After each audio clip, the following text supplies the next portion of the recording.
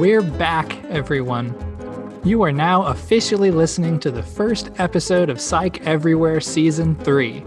This year's theme is Psych Has Answers, which is based on Dr. Deborah Harris O'Brien's Psi Chi presidential theme for the academic year.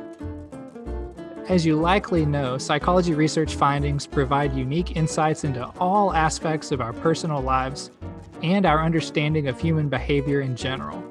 So, for this season, I'm really excited. We're going to be hosting candid conversations about what the science has to say about contemporary events, such as COVID-19, race, social media, video games, and even climate change. Hi there, this is Bradley, your friendly host of Psych Everywhere, brought to you by Psi Chi, the International Honor Society in Psychology.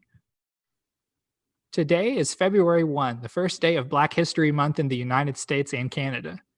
As you know, this is a time to celebrate the accomplishments of people of color, and also to better understand the effects of racism and how to reduce negative stereotypes.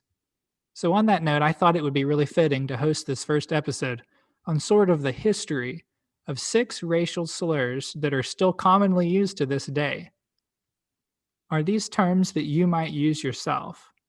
Listen carefully as we discuss why these phrases have racial connotations and some alternative suggestions of words that you probably should use instead. After that, we'll also chat about what the science says about terms like these. Our guest speaker today is the amazing Dr. Rihana Mason. Dr. Mason is part of the Urban Child Study Center at Georgia State University. She's also an adjunct faculty member at Spelman College. In addition to that, she's recently become president-elect of SIPA. So in winter 2020, she published an article in Ion Psi Chi magazine. It's called One Size Fits No One, Steps in Considering Bias in Word Usage. That article, it is awesome. In it, she discussed lexical innovations and how words can have more than one meaning. As soon as I read this one, I knew that I wanted to have her on the show. So here's a little behind-the-scenes story to introduce her, if you will. So when I wrote the email inviting her to be on the show, and honestly, it was more like begging, but anyhow, I spent a good while digging through my inbox because I was trying to find her email address. And eventually I was just kind of flabbergasted and I realized I don't have it. I've never actually emailed her before at all. And I thought, how could that possibly be? I honestly feel like I know her really well. If you pay attention to Psi Chi publications, it's really only a matter of time before you're going to come across Dr. Rihana Mason. She's on Psi Chi's Diversity Advisory Committee. She works to build strong bonds between Psi Chi and the Southeastern Psychological Association, that's SIPA. And she's on the Prosser Scholarship Committee. And she has a very active Twitter account, let me tell you. I've seen her multiple times, and Psi Chi has retweeted her multiple times where she posts about Psi Chi things. Last year, she even received a Psi Chi presidential citation, which only a few people have done. All of that is just to say I want to welcome you to the show, Dr. Mason. It is an honor to speak with you and to finally actually get to meet you. Thank you for having me today, and thank you for the wonderful history and accolades. Sometimes I forget things that happen over time, but proud to represent Psi Chi today and the Southeastern Psychological Association, as well as Georgia State. Well, it is an honor. So I'm going to jump right in and we'll start to go over these 6 racist slurs like I promised. But real quick before I do that, I just wanted to say, you know, it is possible that this part of the episode could be triggering or upsetting for some listeners. And so by all means, if you'd feel more comfortable skipping ahead, I just want you to feel comfortable doing so at this time. Our next segment of this conversation is going to pick up at the 15-minute mark. Okay, so here's the first term. The first term is slave. So I wondered if you could tell us sort of the history of that term and what might be preferable to say instead. Sure. So slave is actually a Middle English term, shortening of an Old French term, esclave, if I'm pronouncing that correctly. Also a medieval Latin term. It started by making reference to Slavonic peoples that had been reduced to a servile state in the 9th century. We're probably more familiar in the United States with the years in which African Americans were slaves, were displaced from their original homes, brought to America, and engaged in jobs and all other sorts of activities that weren't, their original intent. We were property. And so, as far as another term, I've seen enslaved person as a referent, um, but even just dropping the notion, you don't want to erase the history. And I think slave is also used, in religious documents as well, all just referring to this relationship between a owner and property. So I think it's relative to, if you're recounting history or if now you're saying this is something that I want to become, this is a state that I want to be recognized as. I think I'll have some more clear examples of words or phrases that we can swap out later. Okay, the second term is, and I'm sure at least in the South, I've heard this one quite often, master bedroom. Yes, yes. And I was happy to talk about this one. My parents recently bought a new home. So I was pleasantly surprised that this term is changing when new homes are being offered to buyers. So the latest term has been changed to owner's bedroom, which still may have some connotations, but master bedrooms, 20th century term, is a gendered term favoring males. Um, Now, like I said, is being used as an owner's suite. But it really was printed in 1926 from a Sears catalog to describe a lavish home. It sparked a lot of discussion.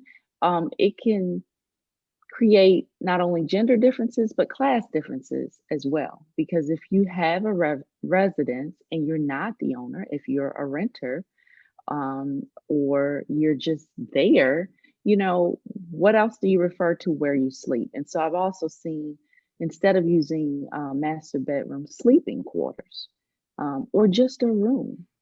I have children, I have a spouse. Yes, we all have rooms. And so we can refer to them by our names. It is, Jelani's room or Amir's room or my parents' room.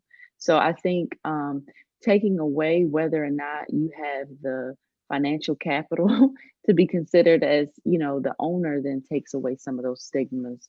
Um, we know that wealth gaps occur. So it just broadens some of the other conversations that we're already having about the haves and the have-nots.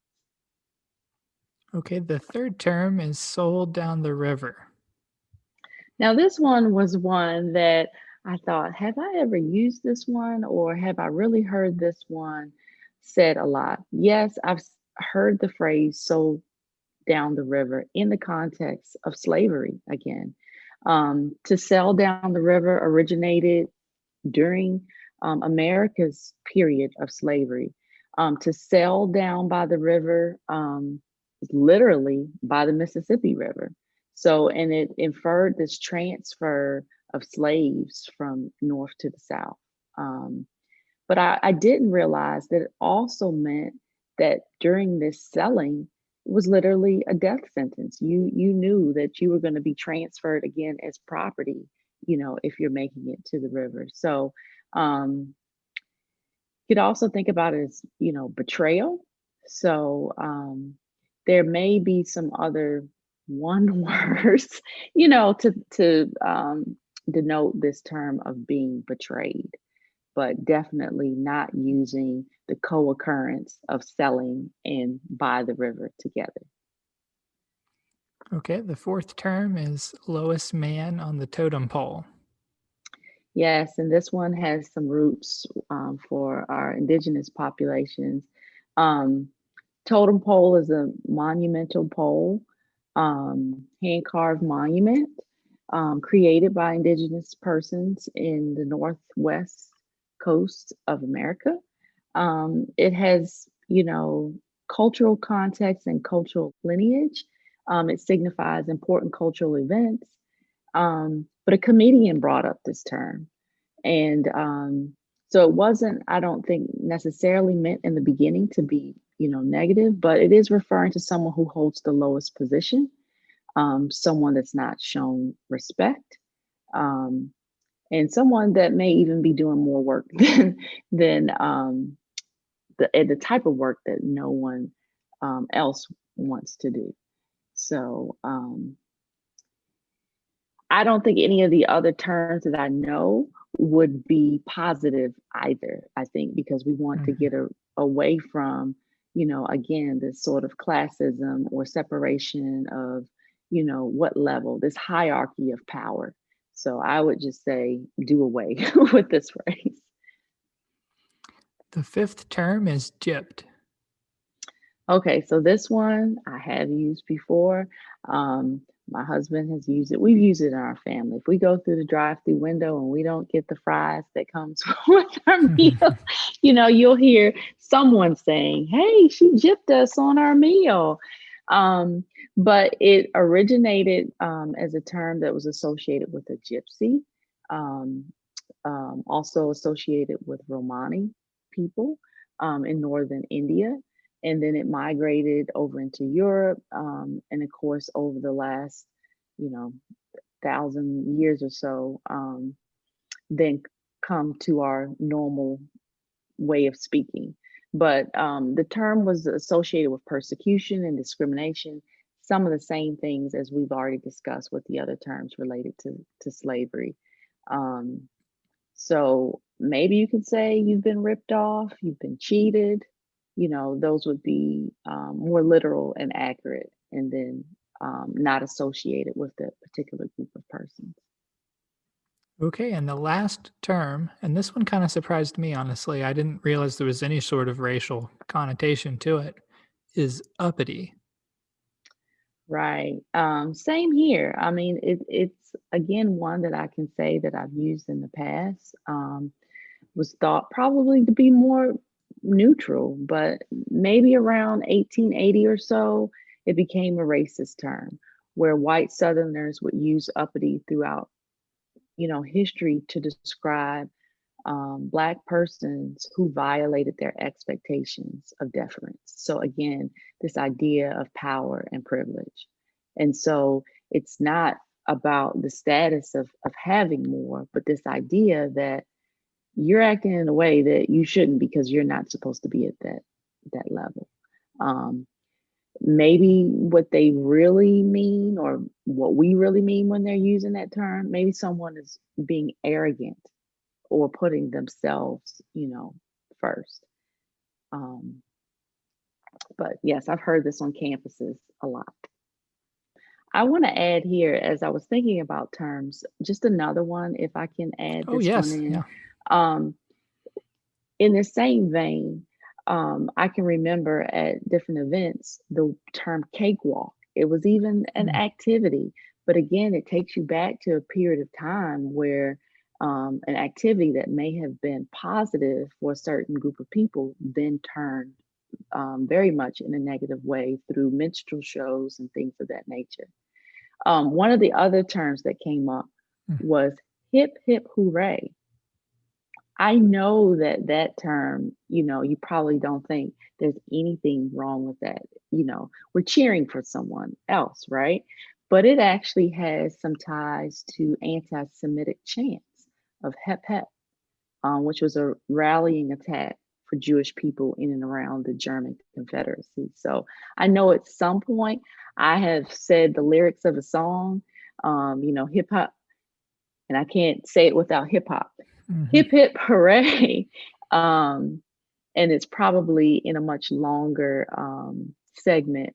Hip hip hop, hooray, which is, and I'm not singing it like the rap by Naughty by Nature, but yes, I've said that one a lot of times, not thinking about anything that was derogatory. Okay, well, that ends sort of the list segment of the episode. I think some of these words maybe people wouldn't think about as having bad connotations by themselves. I think it's interesting though that when you see them in a list like that, it's pretty obvious, and so hopefully that helps to kind of influence people. It does. I think it grows. It Mhm. grows on you. Well, some of these, they're obviously offensive, and yet they're still used. Why do you think that is? There's a couple of things. Sometimes I think words are marketed to us. They become available to us in our settings. For example, when I was in graduate school, it was during a time where there were all of these yellow books that said Microsoft for Dummies or this program for dummies, cooking for dummies. Not even thinking that referring to the reader, myself, as a dummy would be something that I should be aware of is taking on a negative characteristic. I know that trying to avoid uses of words like moron and even speaking to children and calling them, stupid or dummy is something that we're trying to improve with parenting practices. So, um, I do think if things are marketed to you and you're not thinking about sort of the consequences, then we tend to use things that are right there and available to us easily. Yeah. And I think that's the same with some of the other words and phrases that may have been passed down, through our families or just in our circles. It's the same. It doesn't necessarily draw that initial, um, negative connotation or even the negative emotion. We're not clenching when we say it. It's different than if we're using, a swear word or some of the other taboo words, that come about. Or even the word WAP, as I put in the article. Mhm. I think maybe, as I said in the article, languages change over time. And I think Steven Pinker puts it best. He uses this broken telephone analogies. Language changes across the centuries. We don't speak like Shakespeare anymore, for example, but there's a generation of speakers that did not hear the language as their ancestors heard it. So we're coming into our own. We're learning these words on our own. So they're being connected. And as we're hearing them in these newer generations, we're getting pieces of meaning because we're getting them across different contexts from different speakers and different groups. Um, then I also think, we exist in a way that we do things in an efficient manner, right? We have so much information to take in that when we process it, we try to do it in a way that's quick and gets us to the purpose that we ultimately had. I think one of the other reasons why we continue to use some of these terms is still from what I mentioned earlier about power and privilege. Whose group are you in? Are you in the in group or are you in the out group? And sometimes terms definitely are used by persons of power, to assert that power. And then there's cases where we've taken a negative term and as a part of the out group, we've now taken it to reclaim that power, to take it and spin that meaning or make a new lexical innovation so that we're protecting our peace, so that we're not passing on some of the negative information from generations. So we can take a handle of it. So we're reframing, self labeling in empowering ways, all to kind of dismiss this idea of dominance and power and privilege. So, a big theme of the show and this season in particular is showing how psychology findings fit into all these areas of our lives. And so, I was wondering, in this case, like, where does psychology exactly fit? Like, what are some research findings and how can those be applied to help people understand better? So I'll first say my background for my training in psychology is cognitive Hmm. psychology. And in my graduate program, I specialize in an area of psycholinguistics. And so this is very relevant.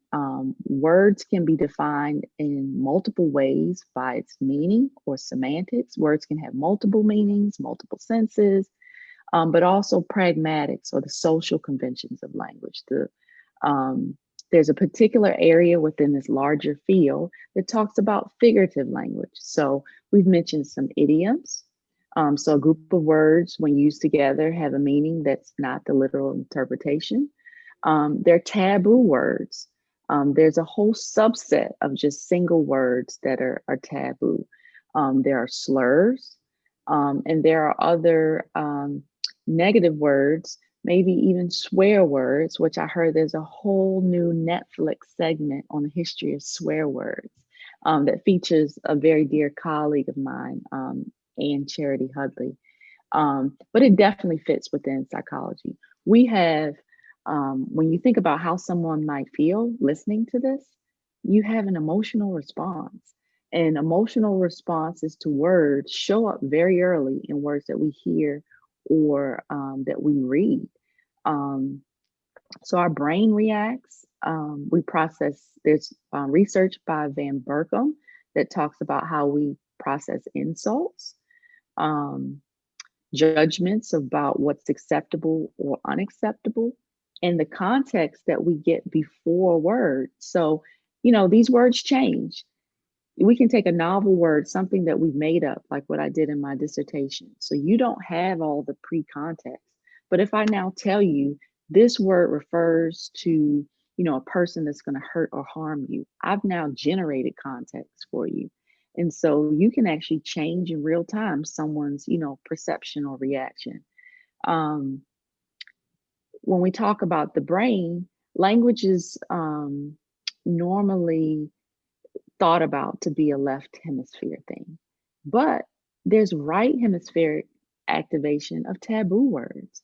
One, because we get reinforced in a way by the same area of the brain that's addictive. So it's just interesting how taboo words, words with negative connotations, are processed in real time, even socially threatening words. So to just think about how words have a positive and a negative valence, all of that situates well within psychology. Vicky Lay, at the University of Arizona, studies figurative language and the sort of the emotions that are tied to words as well. So, does the science have anything to say about how you should respond if you read or hear one of these phrases, or if you should respond? What's an effective way to kind of reduce that behavior? I, I'm not sure if we've given prescriptions for responding Mhm. necessarily. I think we've done basic scientific studies. A lot more are coming out as, recent as 2019, 2020, again, about our brain's just natural, response. But as far as instructions, you hear a slur, what should you do? I think draws probably more on some of the principles in other disciplines, like in education. Um, I work with some speech language pathologists, those that are doing more of the behavior training. Since my aspect is more on the experimental side, I'm certain that some of our clinical colleagues who are clinically trained or are more adept in counseling may have some, ideas about that. I know that in the article, I talked about just some general steps, just existing in the world in general. So, how we should decrease making assumptions. There are even terms, acronyms now. I've used them in my writing. BIPIC, Black, Indigenous, People of Color, I thought was a great way to put us together. But there are some individuals who don't want to be put together. And so using BIPIC instead of Black could be, offensive. Um, Staying woke, I think, was in one of my steps and Mhm. taking stock in what I know, embracing respect and practicing positivity.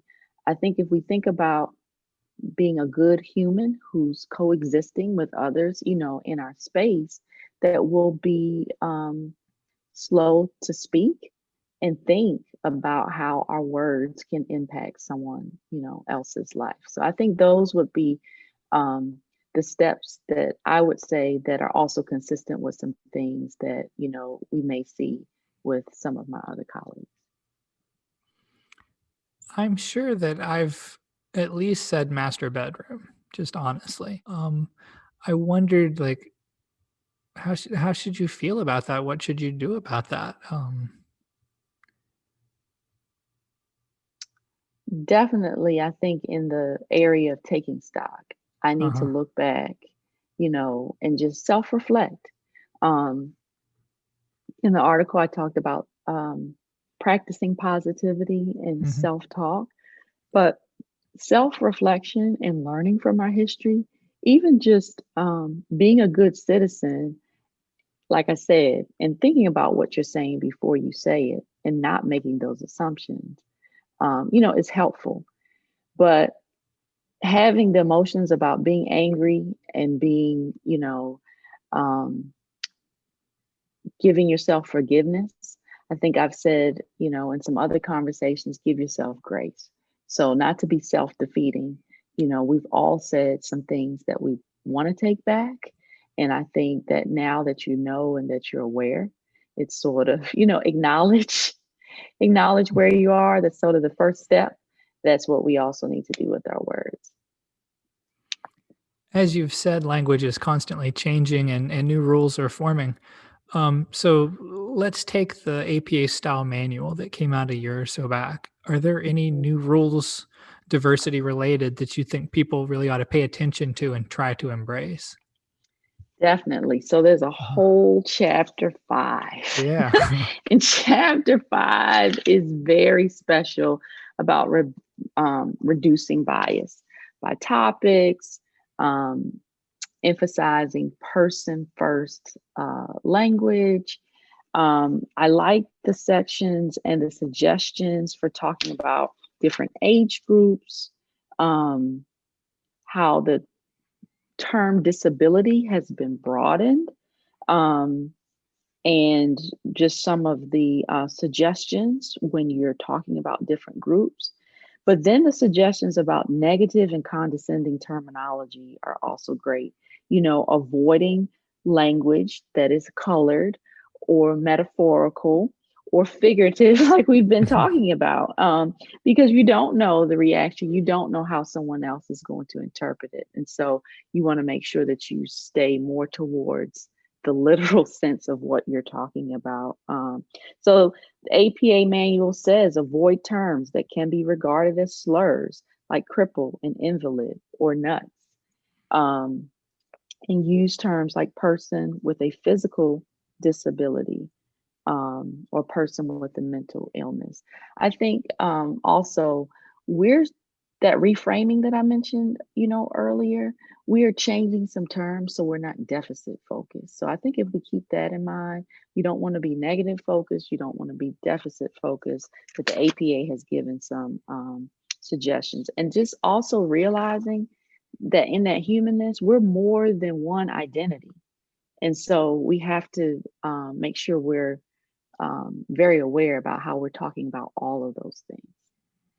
Um, they also attend to rules about pronouns, which is something I've been practicing how to use if someone makes me aware of what their pronouns are, to make sure that I honor them, and also to be more fluid with using they Yeah, I and was them. so happy to see the singular they was being encouraged now. Hmm. I think that Hmm. was a good step. Hmm.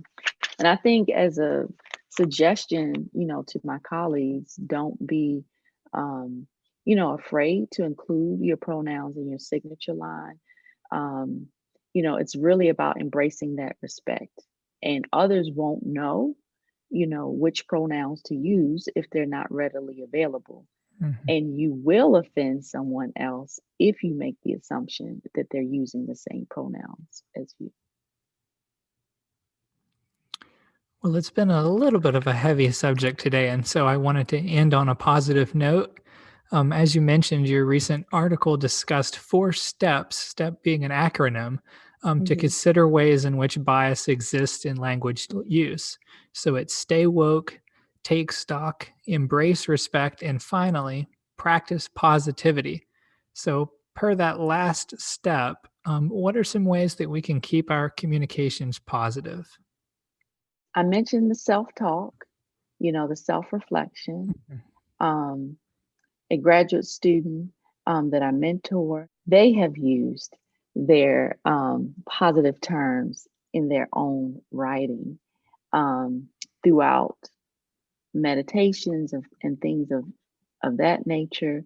Um, Also, just by again being aware of the group and audience that you're talking to, and making sure that things are reframed in a way, as I mentioned before, that's not deficit minded. We used to say the achievement gap. We have changed our words to the opportunity gap, to take the focus away on the person. It's not an internal to the person who's taking a test, but there's systems that have been set up that may not allow them to perform in the way that you see. So, um, also, I think we've changed terms to refer to groups of people.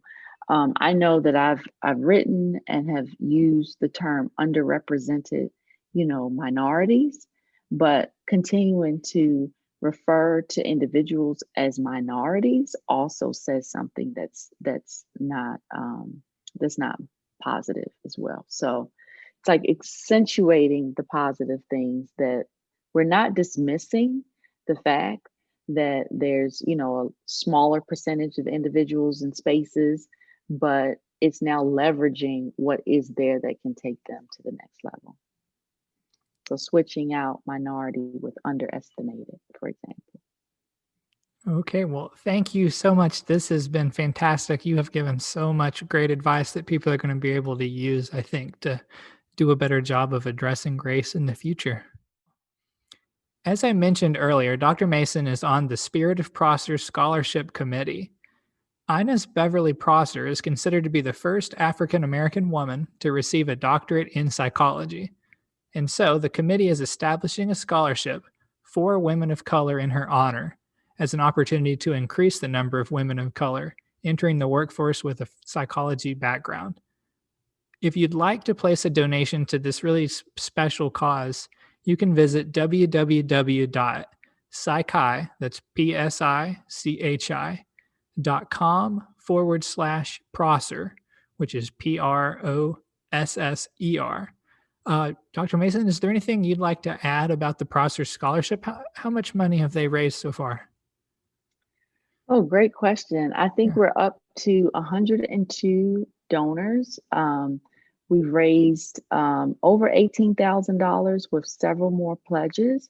Um, we have some reoccurring donations where individuals have pledged to give $1,000 over Wow. a time, or our Black Diamond donors. Mhm. We have 4 giving levels to make it easy for someone to help support our scholarship campaign. And I will say this is a joint effort. Um, Mhm. I am co chairing this work with Dr. John Gray, who's at Pacific Lutheran University, and also want to thank Dr. Melanie Rodriguez for during the time that she was Psi Chi president, to helping push this forward.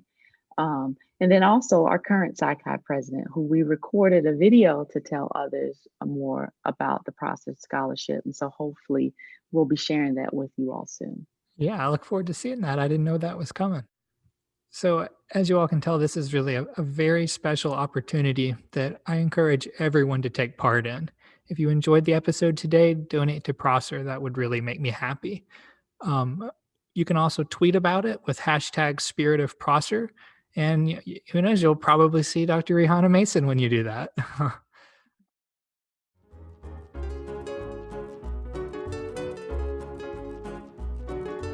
You've just listened to another episode of Psych Everywhere. Well, most of it at least. This episode was brought to you by Psi Chi Honor Society in Psychology. In case you aren't familiar with Psi Chi, this is a special organization which invites high-achieving psychology students and faculty at four-year colleges and universities to become members in recognition of their academic accomplishments. Psi Chi provides many benefits to members and the general public. For example, the organization hosts special induction ceremonies and other chapter activities. It provides numerous awards and grants, and it produces educational content to support chapter growth, career growth, the pursuit of graduate school diversity, awareness of the field in general, and that includes the podcast you're listening to right now.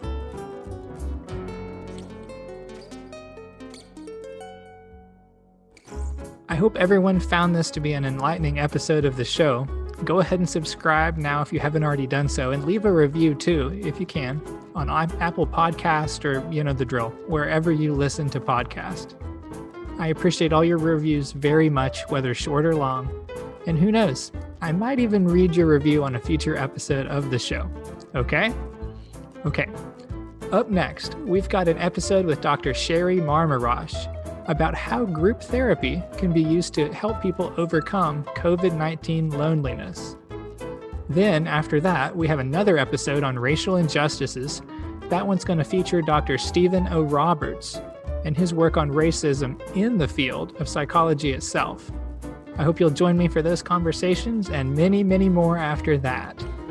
Okay, I'm going to end this episode just like I've ended all the previous ones. That's all for now. I'll talk to you again soon.